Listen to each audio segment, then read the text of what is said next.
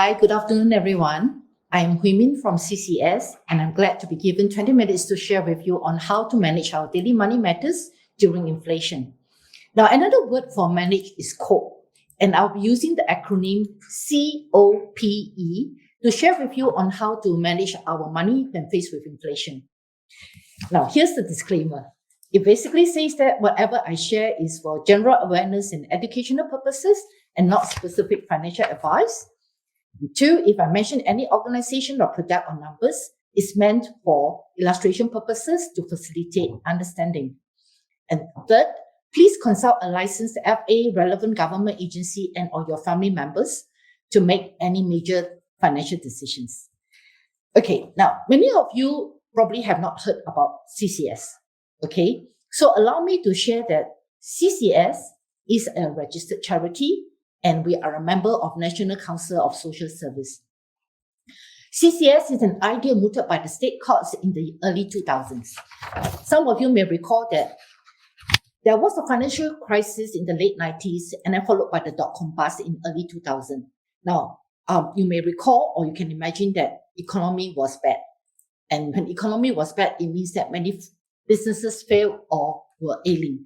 And when the businesses are not doing well, staff, employees like us will suffer because some of us may actually lost our job and the slightly luckier one may face a pay cut. So when people lose job or have a pay cut, it will affect our financial commitments. Example, we may find difficulty to service our home mortgage. We may find difficulty in paying off our personal loan. Now, the creditors, basically the banks, were unable to collect back the money that they loaned out. So after multiple calls and reminder letters, they resorted to legal actions. They go to the court, they file suits because they have the fiduciary duty to collect back the money that they have given out as loan to us. In short, the courts then were inundated with many suits filed by the creditors. And the court worked with the grassroots organizations such as the CDCs, worked with Consumer Association of Singapore and the banks, and Association of Banks in Singapore to find solutions that can help the debtors to make repayment and to help the creditors to collect back the money that was loaned out to them. And that was when CCS was launched 19 years ago. Now, as mentioned, CCS is a charity. With the background story I've just shared, it is no wonder that CCS is best known to be the organization that helps financially distressed individuals and businesses who want to honor their debt obligations. So how do we help them? We conduct talks on debt management. We provide one-to-one credit counseling sessions, and we assist suitable borrowers to work out a debt management program that is basically a debt repayment plan that enables the distressed borrowers to have enough money to feed their family at the same time service their debt repayment. Over the years, with the experience we have gained through credit counseling, we also expanded our service to help the low-income individuals and families to build their financial capabilities through financial counseling, financial coaching, and financial literacy workshops. Now, if you're a young senior, i.e., you're in your 50s to early 60s, we have a sensible retirement program that teaches one how to stock-take his financial position and to provide information on the various government schemes that can support us in our retirement planning. Now, you can find CCS contact details at the end of the talk to get more information, right? Now, since 2004, we have assisted more than 37,000 debt-distressed individuals with credit counseling, and we have assisted 25,000 suitable borrowers to put up a debt management program, i.e. the debt repayment plan, to their creditors, and of which almost 8,000 of them have completed their debt repayment plans. Okay, in other words, our DMP has helped many people become debt-free. Today, I wish to share with you on how to cope with inflation based on the ideas of fundamental personal financial planning. As said earlier on, another word of manage is cope, and I will use the acronym COPE to help us remember the what to do. Now, C refers to cash flow management. Another word, budget. Okay, so today we will focus on income, expenses, and liabilities. The money in, which is income, and the money out, which is the expenses and debt servicing, debt repayment. Take a look at the form here. Okay, This is a budget form we use to work with people that come forward to seek help from us or to come for budget counseling with us. Okay, there are 45 items listed in the form. Many of the items are the commonly spent on items by many working adults. Now, if you're married with children, you will probably have more items to pay for. But if you're single and financially responsible for your aged parents, you will also probably have quite a few more items to spend on as compared to a young working adult who have no financial dependence or other financial commitments. Now, do you know how much you bring home? Perhaps some of you know exactly, clearly to the cents. But I think many of us probably only know the rough figure, perhaps to the tens or hundreds of dollars. So maybe you can recall, I think I bring home about $4,500, or perhaps I bring home around $3,750, etc., etc. Now, what you can do when you go home today, check your payslip, bank account on your take-home net pay. And if you want to drop a budget, first thing to do is set aside money for savings. A certain amount for long-term goal, like retirement, and a certain amount for your medium-term goal, perhaps to save up the deposit to buy a car or to buy a home. And another amount for emergency purposes. Okay, so these are money not to be touched. Then you list down the items that you normally spend, either on the daily basis, weekly basis, monthly basis, or ad hoc basis. Okay, such as your meals at work. Okay, such as your grocery shopping, or your phone subscription, or the angpaos that you need to give during Chinese New Year, or perhaps Hari Raya, or Deepavali, or the Christmas gift that you normally buy.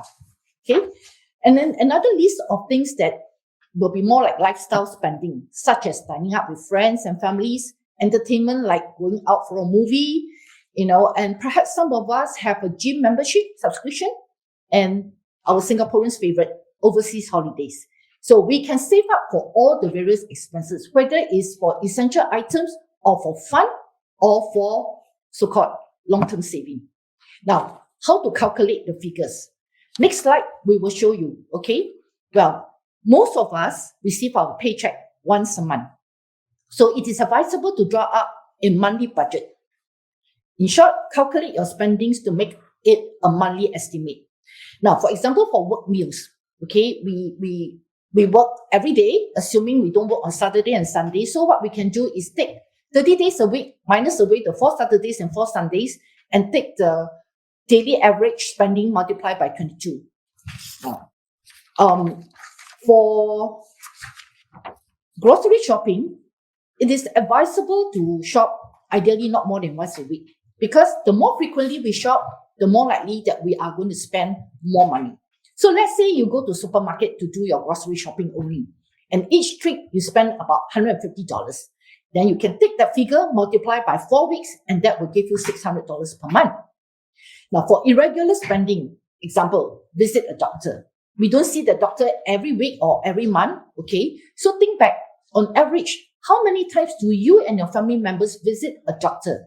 So for example, let's say the adults at home visit the doctor once a year, and the 2 kids at home may visit the doctors twice a year. So 2 adults at home once a year is 2 times.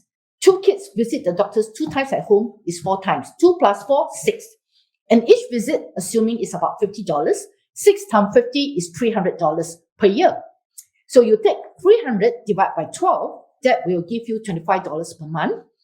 Now, ideally, put aside this $25 a month in a separate account apart, away from your daily operating banking account, so that when you need money to go and visit the doctor, you have the money readily available in this special savings account.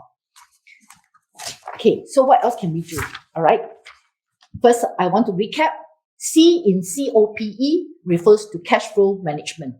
So now, what does O refers to? O in COPE refers to assessing our expenses objectively. Okay? So you see, now if this is the first time you draw a budget for yourself, you may find out that, oh my goodness, my expenses are more than my income. Or I may wish to save more money. Hence, I need to be able to assess my expenses objectively to decide which are the fixed one, which that cannot be changed and which are the ones that I can make adjustment to? Is the item a really must spend item, or is it something that I must pay, otherwise I can get into trouble? So now we all know expenses are money that goes out. However, there are fixed expenses and there are variable expenses. An expense with a fixed cost means that the amount we need to pay is constant. It hardly changes. Such as, I have a renovation loan, the amount will be fixed for the next 3 to 4 years. Or my maintenance conservancy fee is pretty much fixed every month. Okay. For variable expenses that we don't really necessarily pay the same amount every time. For example, our utilities bill.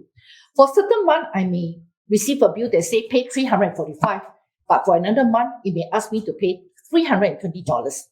In short, how much we need to spend, how much we need to pay, depending on how much we use. So if we could use less electricity, for example, I'm an aircon user, okay? So I can choose to set my aircon temperature to maybe 25 degrees instead of 21, or I can switch it on only when I want to go to sleep instead of 2-3 hours before I, go to bed. I may see a reduction in my utility bills in a couple of months down the road. Now, even for a phone bill, it is fixed, but it is subject to renewal every, 2 years? Okay. There are many subscription plans that cost $30 or less and give us 30 gig or more data. So consider to switch to a lower fee plan when your mobile plan is due for renewal.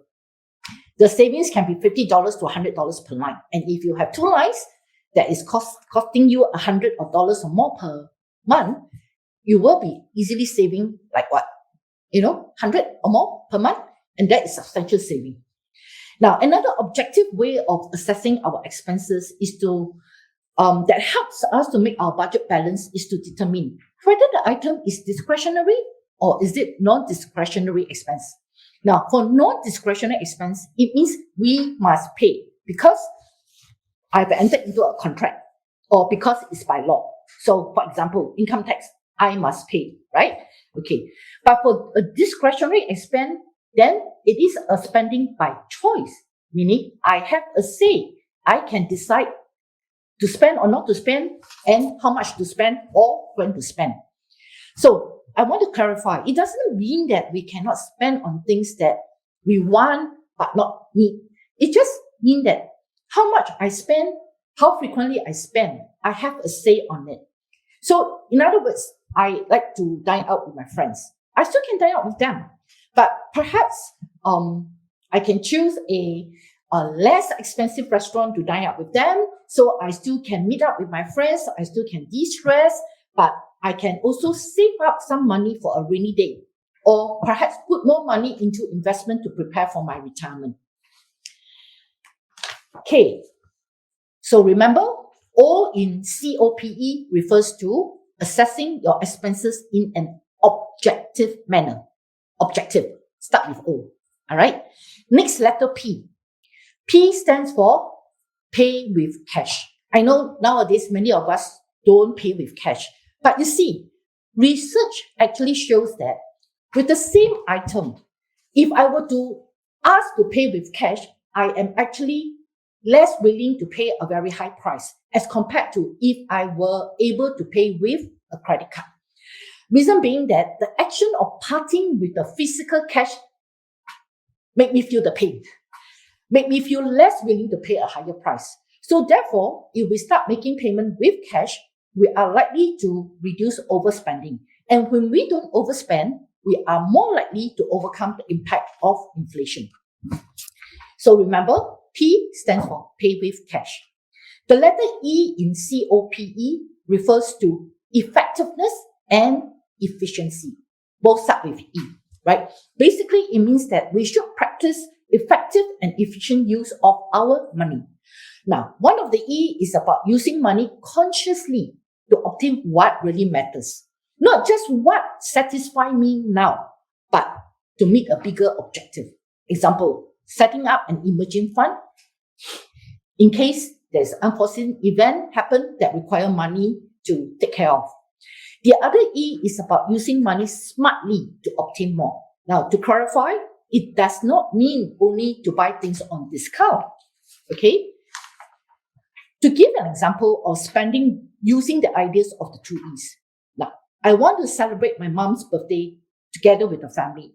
And like many Singaporeans, a family meal is preferred. Of course, I can choose to bring my whole family out, maybe to a nice Chinese restaurant, okay?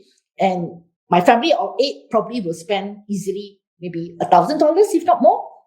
But I can also choose to order in from some nice zita store, spending maybe $200 to $300. So I can have a good meal, spend happy time with my family, celebrate my mother's birthday. I still have money to give an ang pao to my mom, and probably still have balanced money that I can either use to save or spend. Okay, so remember, E in COPE refers to using our money effectively and or efficiently. Now, to sum up, stay focused. We should identify expenses that we can do something about, and then think of what we can do, and then act on it. Let's face it, there will be things that we have no control. We cannot control the inflation rate. Okay, although the good news is inflation is plateauing, tapering. Okay, but there are things that we have some control, like money, how I spend, what I spend, when I spend, So we can use cash to make payment to reduce the chances of overspending as compared to using a credit card. We can draw up a budget to better manage our cash flow, and to ensure our budget is balanced, we can practice assessing the expenses objectively. Okay. Now, my thoughts ends here, and it's now for you to act. Go home this evening, drop a budget for yourself, and start managing your cash flow. Now, the last slide will contain our contact details and also a QR code. Please scan the QR code to complete an online survey to give some feedback on this talk. But before that, okay, the next slide is about our E-Flag Day donation drive. All right, this is a different QR code. Kindly send and donate to us generously. As CCS is an IPC charity, your donation to CCS will qualify you for a 250% tax deduction. Of course, subject to you providing information to us for us to file the record with IRAS. Okay, last but not least, I thank you.